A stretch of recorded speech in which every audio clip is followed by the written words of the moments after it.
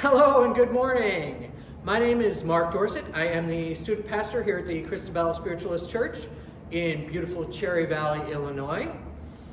We were told this week that the state of Illinois is not opening up churches to allow us to have any in-person services until at least the beginning of June.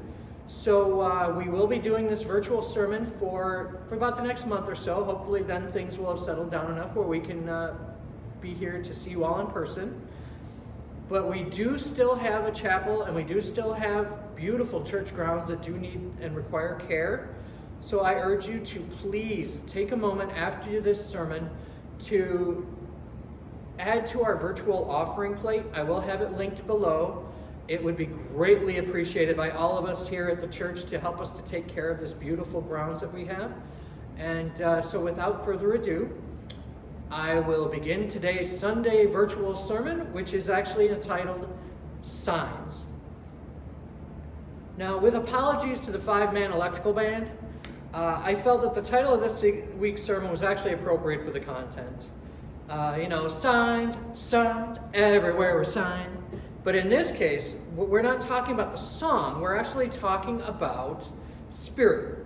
We are really going to be talking about how our loved ones in spirit send us signs, how they connect with us, especially through physical signs, ways that they can let us know that they are not only thinking about us, but that, they're doing amazingly well. So how do I know that your loved ones are doing amazingly well? Let me tell you. As a spiritualist and indeed as a medium, I know that life and love go on beyond the physical change that we call death. And that's really exactly what it is. It's just a physical change of life. Now, I really hope that you were able to tune in and watch my sermon last week that was called How to Make a Virtual Happiness Cake. I know, I love that title. It just makes me smile. But if you didn't, you can still check that sermon out either on the church's Facebook page or on our YouTube channel. That we do have, every week we do have a new sermon, and I really highly recommend the How to Make a Happiness Cake, because I'm bringing that sermon up not only as a quick commercial for our Facebook page or for our church again, but also because some of the things that I go into in that sermon will actually directly relate to what I'm going to be talking about today. So I highly recommend checking out that sermon, How to Make a Happiness Cake. I liked it. But anyway, so where was I? Oh, yeah, okay. So someone that you care about has made their transition from the physical world to the spirit world. You miss them, and it makes sense.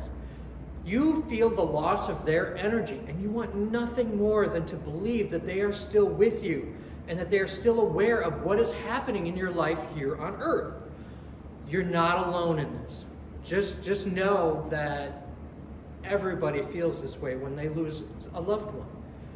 Even as spiritualists, with our understanding, with our knowledge of how life and love go on beyond the physical change called death, many of us have been so trained out of working with our higher senses that we aren't really even sure if our loved ones are with us.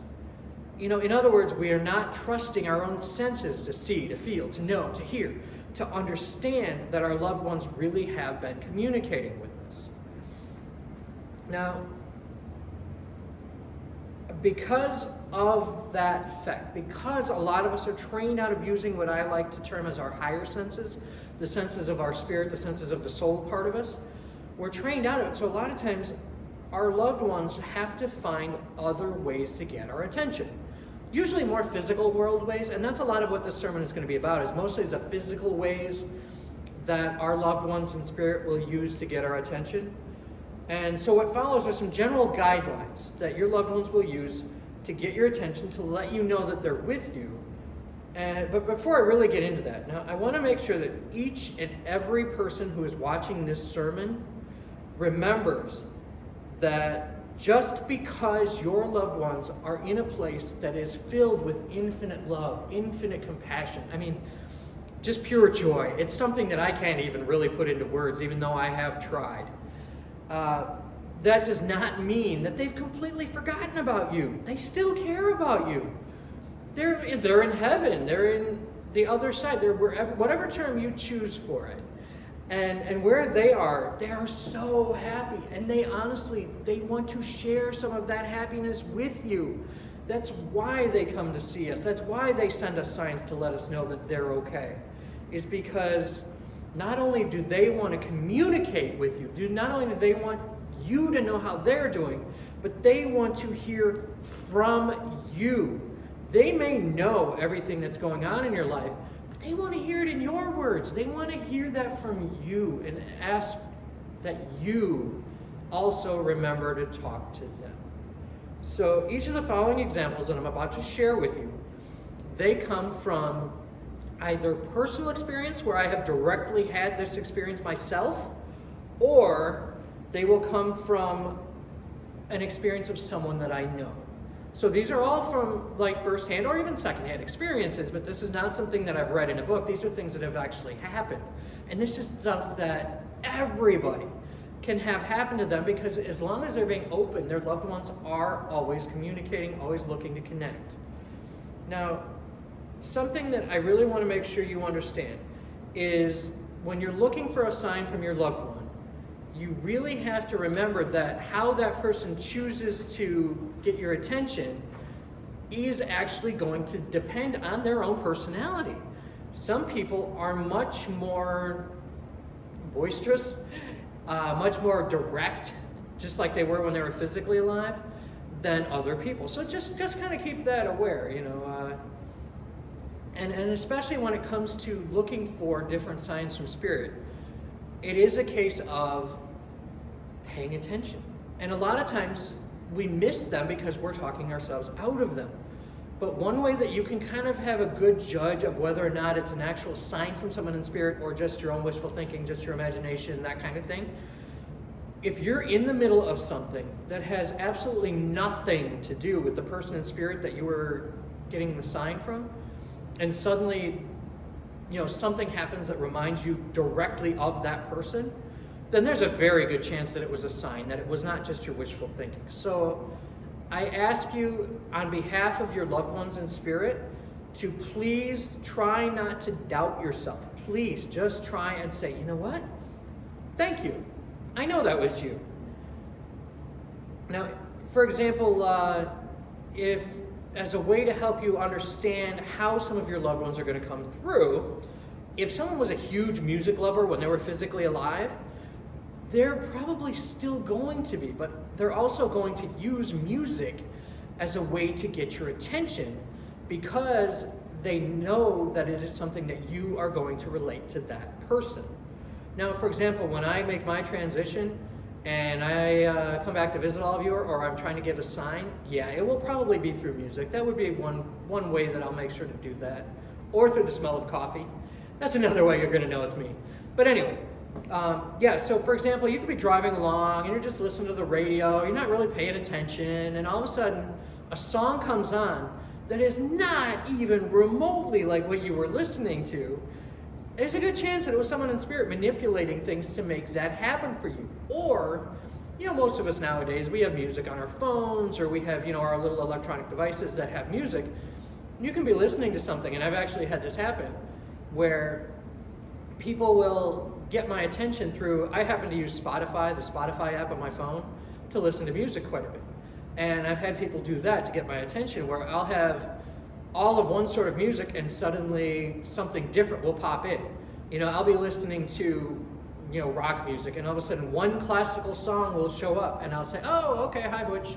I know that that's my uncle saying hi. So that's a great indicator of just one way that they can get your attention. Another common way, since I've actually already touched on it using music, is that your loved ones will manipulate your electronic devices. And being that everything is energy, it's actually quite easy for them to do this. Now, when I say manipulate it, I mean they can do anything from, pretty much the only thing limiting them is imagination. They can either break your phone. I've actually had people in spirit who have been so excited to try and communicate with a loved one that I've been doing a phone session with, they've actually fried my phone, where I've actually had to go and get a new one. So sometimes being a medium can be an expensive proposition, but most of the time it's not anything nearly that destructive. They will, they'll light up your phone, or they'll start making it mess up where you're trying to make a phone call and they're disrupting it on you. Or occasionally they can be really good at actually communicating through the phone. I have actually had people in spirit who have literally called me, and I know many people who have actually had that happen, where they've received a phone call from the number of the person in spirit, only to call that number back and find that that number was disconnected and have a voicemail. And I actually had a voicemail for a long time from a friend of mine who had passed away, just telling me, hello, I'm doing well, and it was in her voice. And she's actually also done that where she sent me a text, just a hello. And when I tried texting the number back, I didn't get any response, so I tried calling it, and that number had been disconnected. So that's an obvious indicator that your loved ones are with you. Other things that they can do, they'll change television stations, they'll change a radio station, they'll turn on, again, using music, they'll turn on a different song. I've had more people than I can count who have talked about their loved ones who used to love to watch a specific TV show. I knew somebody who used to love to watch Wheel of Fortune. And so her daughter actually had, I think it was 6 o'clock, whatever time Wheel of Fortune comes on locally, they would have the channel change automatically, would change to Wheel of Fortune. And it was, at first it kind of scared them until they figured out that, oh, hi Mom, and then everything was fine. And after that happened, when they acknowledged it, she stopped doing it because she knew she didn't need to put out the effort. She knew that they were there and they understood that it was her. And so it does happen where they will manipulate your electronics, including light bulbs. They'll make light bulbs flash. Like I said, the only thing that limits them is their imagination, and also just how aware we are, how observant we are. And so they will also, in addition to manipulating things that way, like electronic devices, that kind of thing. How many of you have actually had the experience of having something either appear out of nowhere or just completely vanish, where it was sitting right in front of you, you looked away and it's gone? Or you come back to something 5 minutes later and it's gone? Or you find pennies or you find change in odd places around the home, where all of these physical manifestations of things, especially things disappearing and reappearing, that actually does have a name. There's the actual name for that is apportation. And apports, or gifts from people in spirit, is another actually pretty common thing, where a lot of people in spirit choose to use coins or choose to use even feathers, especially like the little pin feathers, the little white downy feathers. They do that because of the connotation that people have with angels and feathers. But a lot of times our loved ones will use coins just because it's easy for them to manipulate. It's an object that has a very low vibration to it, so it's much easier for them to kind of manipulate to make it move. But that is something that it happens all the time. If you go, and you're walking along and you see a Facebook penny in your kitchen floor that 10 minutes ago wasn't there, that's your loved ones telling you hi. Just remember to say hi to them back. And even if you're not exactly sure who it is, don't be afraid to ask. Don't be afraid to say, okay, so if you're here, can you tell me who was this? Can you give me another sign to let me know which of you did this? And they'll do it. It might take them a day or two to kind of really get the right thing for you, but yeah, they will. They'll make sure to make it happen. Now, in addition to apportation and in addition to manipulating electronic devices, all that kind of stuff, I know at this point you're probably wondering if spirit uses animals to get your attention. That's a resounding yes.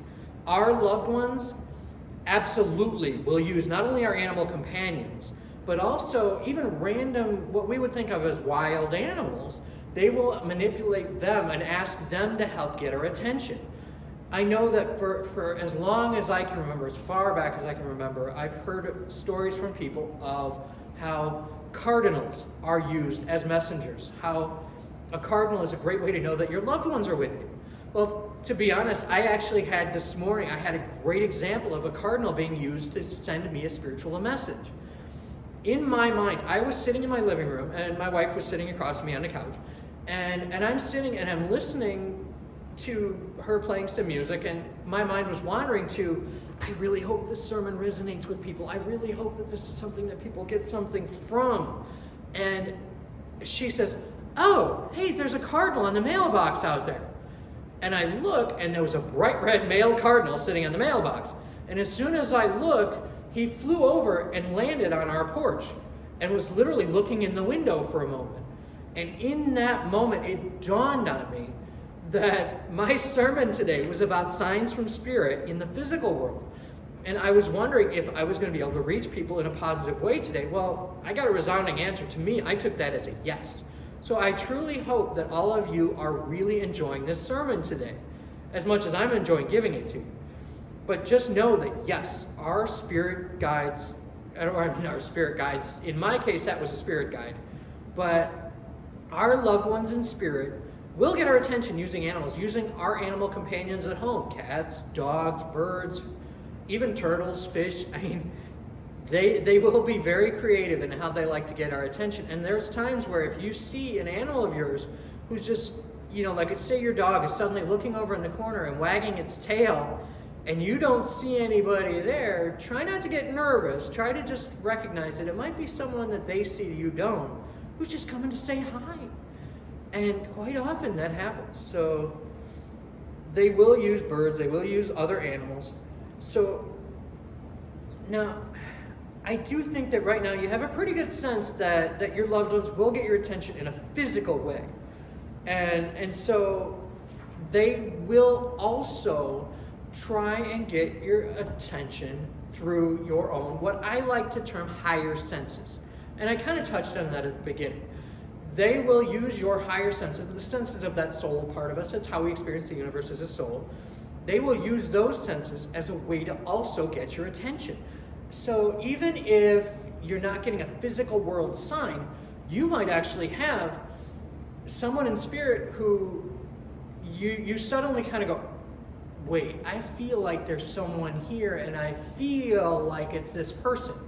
I call that psychic radar. Even if it's not specific enough that you can kind of say, wait a minute, Uncle Jack's over there. Psychic radar is through your sense of empathy, where you just feel like there's someone there, or you feel that person's energy. You're recognizing that person's energy from when they were physically alive. And so they will come around and they will visit us, and especially around days that are significant to us, holidays, birthdays, that kind of a thing. They will come around and they will try and get our attention.